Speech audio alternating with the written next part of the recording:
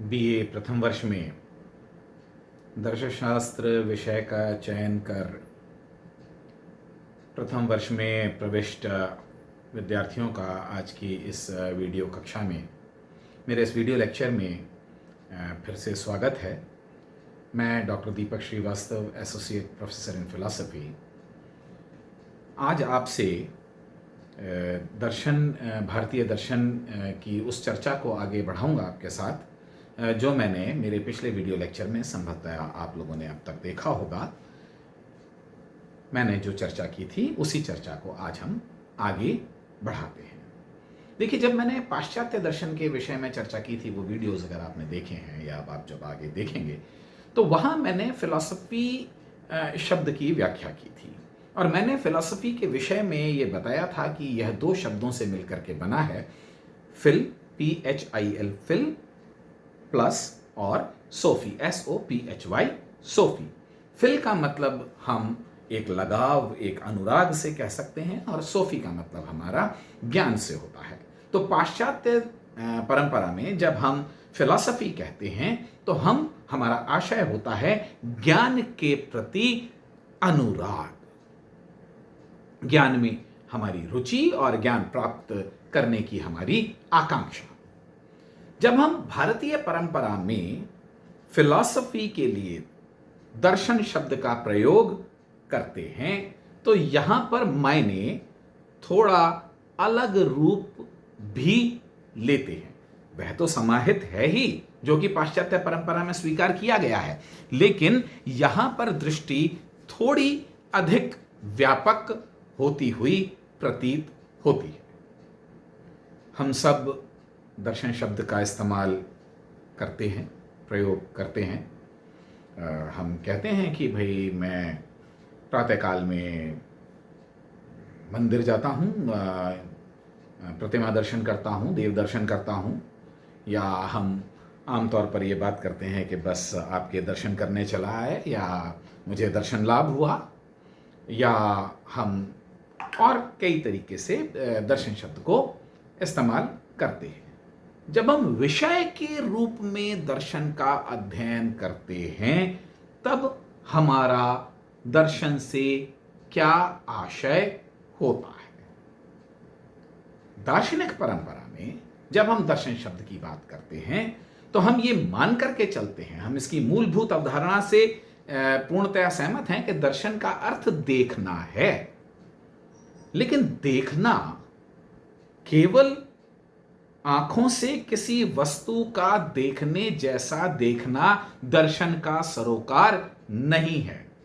इंद्रियार्थ सन्निकर्ष आवश्यक है, अनुभव का प्रस्थान बिंदु है, और दर्शन का भी प्रस्थान बिंदु बहुत सारे अनुभववादी दार्शनिक इसको मानते हैं। लेकिन केवल देख लेना दर्शन की दृष्टि से, दर्शन शास्त्र की दृष्टि से दर्शन की पर्याप्त परिभाषा नहीं है। तो फिर दर्शन शास्त्र के अनुसार दर्शन का क्या अर्थ है? दर्शन का अर्थ निसंदेह देखना है, लेकिन उस देखने में जानने का भाव आवश्यक रूप से जुड़ा हुआ है। केवल देखना नहीं है बल्कि जानना है, और जैसे ही हम जानने की बात करते हैं तो हम धीरे धीरे ज्ञान की ओर प्रस्थान कर जाते हैं। अब हमारी चर्चा ज्ञान विषयक चर्चा होने लगती है। तो क्या जानना है? केवल वस्तु के बाह्य स्वरूप को नहीं जानना, केवल विषय का क्या मतलब? जिसको देखा जाए। विषय के केवल बाह्य स्वरूप को नहीं जानना, बल्कि उसके सार को, उसके तत्व को जानना है। सार को जानना, तत्व को जानना, मैं समझता हूं कि प्रथम वर्ष के विद्यार्थियों के लिए यहां पर थोड़ा सा कुतूहल उत्पन्न होगा। देखिए, मैं आपको एक छोटे से उदाहरण से बात करूं कि मान लीजिए मैं कोई विज्ञानी है या कोई अन्य क्षेत्र का अध्येता है। चीज़ें बाहर से कैसे दिखाई देती हैं, यह एक बात है, वो हमको मुलायम दिखाई दे सकती हैं, महसूस हो सकती हैं, वो हमको ठोस महसूस हो सकती हैं, हमको किसी विशिष्ट रंग की, विशिष्ट आकार की दिखाई दे सकती हैं। प्रश्न ये उठता है कि क्या यही वस्तु है?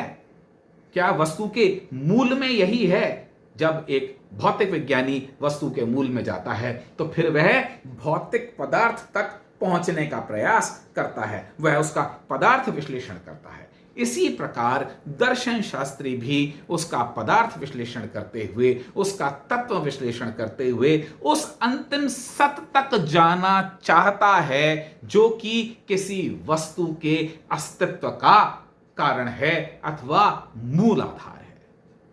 तो जानना क्या है? जानना वास्तविक स्वरूप को है। जानना क्या है? जानना विषय के सत्य को है। तो जहां हमारा सरोकार केवल बाह्य जानकारी से न होकर गहन जानकारी से होता है, मूल तत्व तक पहुंचने की जहां हमारे अंदर आकांक्षा या जिज्ञासा होती है, और उस दृष्टि से जब हम उस जानकारी के, उस ज्ञान की दिशा में अग्रसर होते हैं, तो हम वास्तव में दर्शन कर रहे होते हैं। तो दार्शनिक का सरोकार केवल बाह्य आकृति, बाह्य प्रस्तुति को जान लेना नहीं, लेकिन विषय के तत्व को, विषय के सत्य को और यथार्थ सत्य को। सत्य और सत्य में क्या संबंध है, इसकी चर्चा हम विस्तार में करेंगे, लेकिन मूल प्रकृति को जानना, मूल को जानना दर्शन शास्त्र का सरोकार होता है। कैसे जानते हैं? कैसे जानते हैं भाई? आपने किसी चीज को देखा और उसको और ज्यादा ध्यान से देखा, फिर आपने उसको थोड़ा सा जिसको कहना चाहिए कि उसके विश्लेषण किया, आपने उसके पार्ट्स करे, आपने उसके और पार्ट्स करे, जैसा कि एक फिजिसिस्ट की प्रकृति होती है कि लैब में जाकर के वो एटम्स को देखता है और फिर एटम्स के टुकड़े करता है और फिर वो मूल द्रव्य तक, मतलब एटम्स तक भी बहुत बाद में पहुंचता है, लेकिन जहां भी पहुंचता है वो मूल द्रव्य तक, प्रोटॉन्स, न्यूट्रॉन्स, जितनी भी बातें आप में से जो लोग भौतिक शास्त्र पढ़ के आए हैं वो ये जानते हैं। तो एक तरीका तो ये हुआ कि मैं अनुभव से सत्य को जानूं।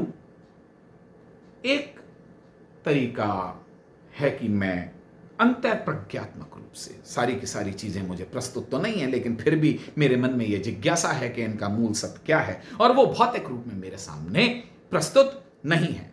तो मैं यहां पर या तो मेरी बौद्धिक तर्कशीलता से या फिर मैं अंतःप्रज्ञा के माध्यम से सत्य को जानने का प्रयास करता हूं। हमारी परंपरा में, जब मैं हमारी परंपरा कह रहा हूं, हम भारतीय हैं, तो भारतीय दर्शन को हमारा दर्शन कहने में हमें संकोच नहीं होना चाहिए, हमें गर्व होना चाहिए। तो जब मैं पाश्चात्य दर्शन की तुलना में हमारी परंपरा कहता हूं, तो मेरा आशय भारतीय दर्शन से ही है। 3 सोपान बताए गए जानने के। कैसे जाना जाए और कितना जाना जाए, जानने की सीमा क्या है, पराकाष्ठा क्या है? श्रवण, सुनना। सुन के मुझे वस्तुओं के विषय में जानकारी होती है। भारत के उत्तरीय इलाके, मध्य इलाके या दक्षिणी इलाकों के तुलना में अधिक शीत हैं। सुन करके मुझे जानकारी होती है कि फला प्रकार की फसल फला मौसम में उगती है। मैं मेरी जानकारियों पर मनन करता हूं, विचार करता हूं। अच्छा, ये श्रवण जो है, जो पुस्तक से पढ़ता हूं, वो भी एक तरीके से मेरा श्रवण ही है, वो मेरा दर्शन नहीं है। शब्द को देख नहीं रहा हूं मैं दरअसल, क्योंकि शब्द को समझने की कोशिश कर रहा हूं। बहरहाल, कहकर, सुनकर, पढ़ करके मुझको कुछ जानकारी प्राप्त होती है, और मैं जानकारियों पर यूं का यूं विश्वास कर लेने के बजाय उन पर मनन करता हूं। मैं विचार करता हूं कि क्या जो मैंने सुना वह सही होना चाहिए, क्या जो मुझे मालूम चल रहा है वह सत्य हो सकता है, और हो सकता है तो वह किस प्रकार से सत्य हो सकता है। और मैं मनन करते हुए, निरंतर मनन में मैं अपने अंतर्गत भी मनन करता हूं, और मैं संभव हुआ तो ज्ञानी लोगों के साथ में सत्संग भी करता हूं, चर्चा भी करता हूं। जब मैं स्थिर हो जाता हूं कि हां, जो मैंने जाना अब मैं उस पर विश्वास कर सकता हूं, उसके ऊपर यकीन कर सकता हूं। देखिए, हम एक्ट कब करते हैं? जब हम बिलीव करते हैं। बिना बिलीव के हम एक्ट नहीं करते। तो believe is very necessary in philosophy, and believe arises only when I convince my self of the truth of what I know. ऐसा नहीं है कि मेरे से गलतियां नहीं हो सकती हैं, लेकिन गलतियां होने में भी बेशक गलत विश्वास शामिल हो, लेकिन मुझे विश्वास करना पड़ता है। डॉक्टर ने कहा कि आपको फलानी चीज़ से एलर्जी हो रही है और आपको फलानी चीज़ का सेवन नहीं करना चाहिए, या आपको गर्मी के मौसम में धूप से बचाव का पर्याप्त इंतजाम करना चाहिए, या ठंड के मौसम में आपको ठंडी चीज़ों से बचना चाहिए, वरना आपको निमोनिया इत्यादि होने की बीमारी के लक्षण उत्पन्न हो सकते हैं, संकट उत्पन्न हो सकता है। हम डॉक्टर की बातों पर विश्वास करते हैं, मनन भी करते हैं। हमारे लिए डॉक्टर हो जाना जरूरी नहीं है, लेकिन मनन करना आवश्यक हो जाता है। लेकिन वह सामान्य बातें जो कि डॉक्टर की या फिजिसिस्ट की बातें नहीं है, उनके बारे में जब हम विचार करते हैं और जब हम किसी विश्वास पर स्थिर होते हैं तो उस पर ध्यान भी लगाते हैं। उस सत्य को हम केवल एक विषय के रूप में नहीं जानना चाहते, बल्कि यह भारतीय दर्शन की विशेषता और विशिष्टता है कि हम उसे आत्मसात करना चाहते हैं। We just do not want to know the truth, we want to live that truth. और इसको हम निदिध्यासन कहते हैं। आपको एक रोचक प्रसंग में इस विषय में आज के वीडियो में जिक्र कर दूं। शायद आपको इस प्रेरणास्पद जो ये एग्जाम्पल है हमारे वेदों में, उपनिषदों में, उससे आपको सहायता होगी यह समझने में। एक श्वेत केतु और उद्वालक का संवाद है।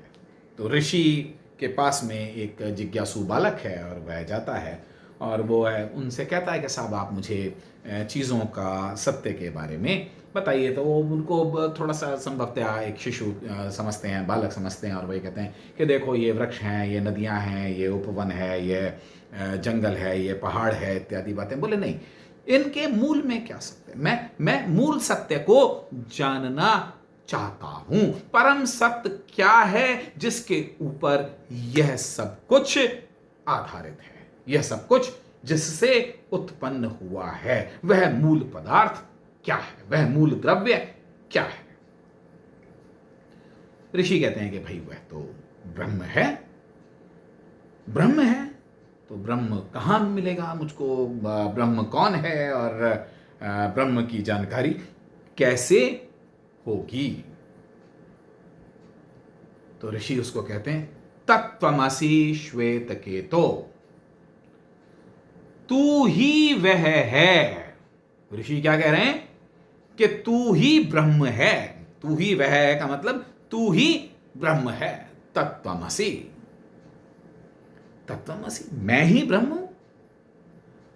वेरी स्ट्रेंज, बड़ी आश्चर्यजनक बात है कि ऋषि, मैं जिसको खोज रहा था, मैं ढूंढ रहा हूं, जिसको मैं लेकर के परेशान हूं, और मुझे जो कहीं नजर नहीं आता, कहीं दिखाई नहीं देता, कहीं अनुभूत नहीं होता, उसके विषय में ऋषि कह रहे हैं कि मैं ही वह हूं। बालक ने, जिज्ञासु बालक ने, दार्शनिक प्रवृत्ति के बालक ने ऋषि का यह महावाक्य सुना, इस पर विश्वास भी नहीं किया और अविश्वास भी नहीं किया।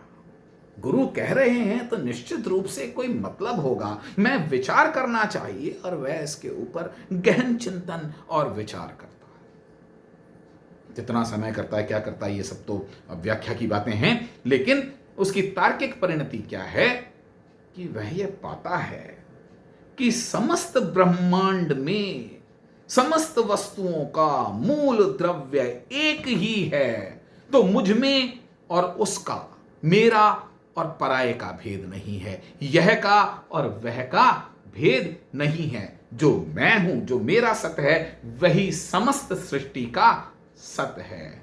और वह मनन के द्वारा किस सत्य पर पहुंचता है? अहम ब्रह्मास्मि। हां, मैं ही ब्रह्म हूं। मैंने जो बातें आपको 2 लाइन में कही, आप इसकी कल्पना कीजिए कि विचार का कितना प्रबल, कितना वेग तार्किक चिंतन का रहा होगा, गुजरा होगा, तब जाकर के गुरु की इस बात को मनन के द्वारा कोई शिष्य स्वीकार कर पाया होगा। और उसके पश्चात ये भारतीय परंपरा का विशिष्ट उदाहरण है और यह भारतीय चिंतन परंपरा से पूरी तरीके से प्रेरित है और प्रभावित है।